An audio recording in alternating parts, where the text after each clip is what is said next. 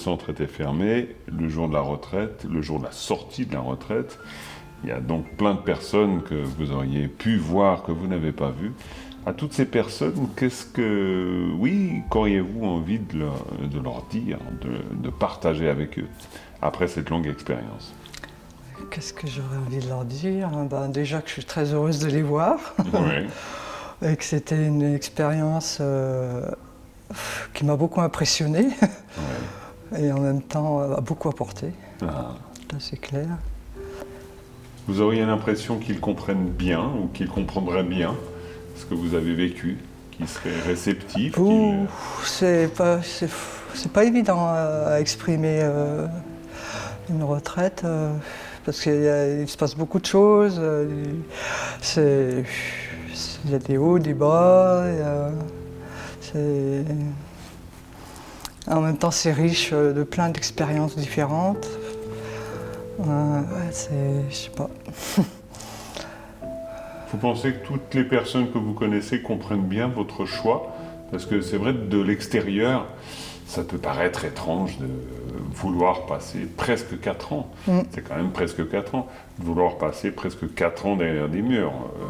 On peut penser qu'il y ait des personnes qui se disent « mais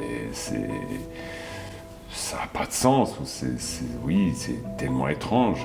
Est-ce que vous pensez qu'il peut y avoir, ou il y aurait pu avoir, ou il pourrait y avoir des réactions comme cela? Vous pourriez être confronté à des réactions de ce genre? Oh, peut-être. Enfin, des amis proches, non, mais il y a des personnes qui ne comprennent peut-être pas tout à fait mon choix, oui, effectivement, surtout en ayant une famille, avec des enfants, enfin bon, même si elles sont un peu jeunes adultes, mais bon. Oui. Mais. Parce que vous expliqueriez justement comment votre choix? Comment le justifiez-vous? Alors moi, comment je le justifierais? C'est toute une démarche qui a démarré depuis longtemps. Hein. Je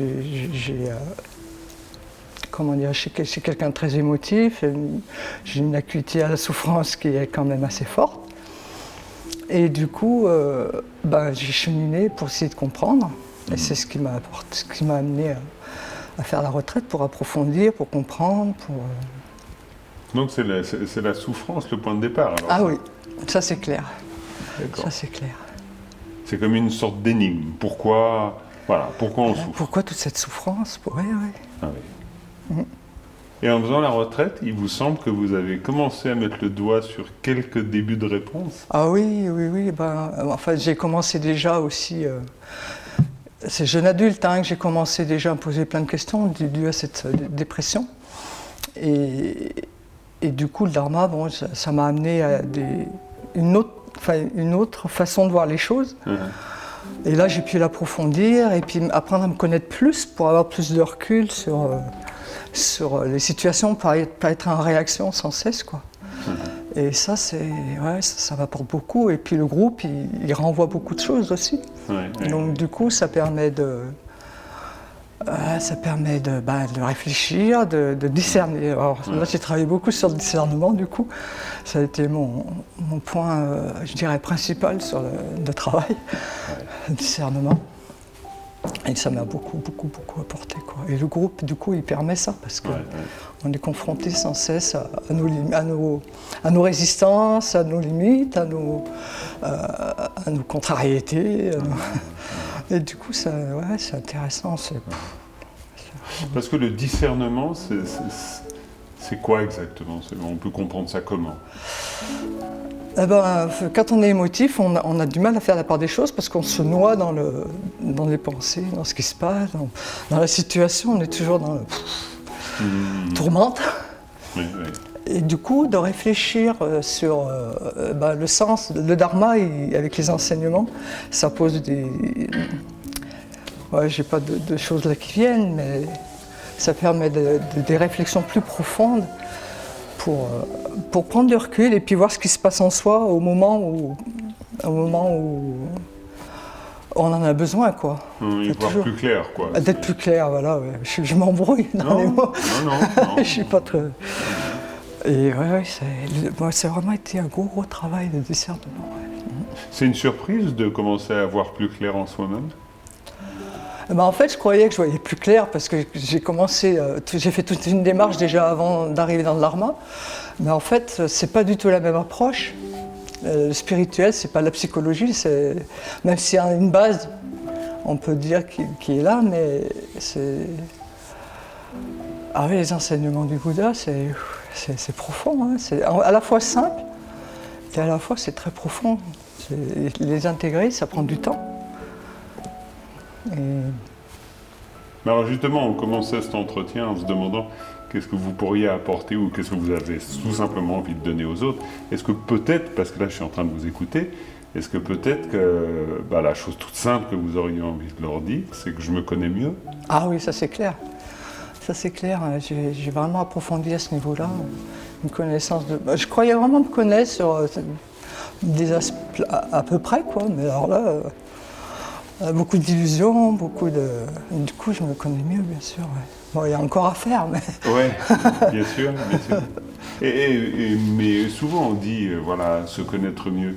Moi, je vais poser une question très de naïf complet, mais ça sert à quoi de mieux se connaître? Ben, ça sert à être plus clair en soi, et quand il y a une situation qui se présente, on n'est plus en réaction, quoi, parce qu'on connaît les tendances, les habitudes qu'on a de réaction, et du coup, on a plus de recul, et c'est ce recul qui aide, quoi.